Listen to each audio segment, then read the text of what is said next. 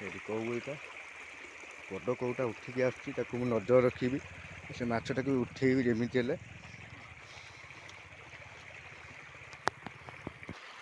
ସେଇଠି ଦର୍ଶକ ବନ୍ଧୁ ଦେଖନ୍ତୁ, ଏଠି କିଭଳି ଭାବରେ ମାଛ କିଛି ଖେଳୁଛନ୍ତି।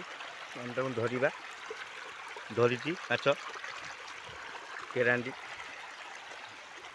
କଉ ମାଛ ସବୁ ପଳେଇ ଯାଉଛନ୍ତି, ମୁଁ ତାଙ୍କୁ ଧରିପାରୁନି।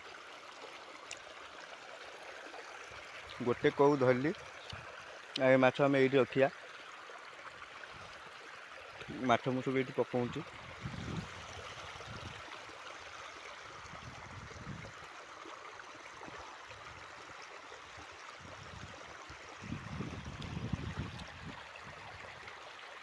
ଆଶା କରୁଛି ଭିଡ଼ିଓଟି ଆପଣଙ୍କୁ ଭଲ ଲାଗିଥିବ।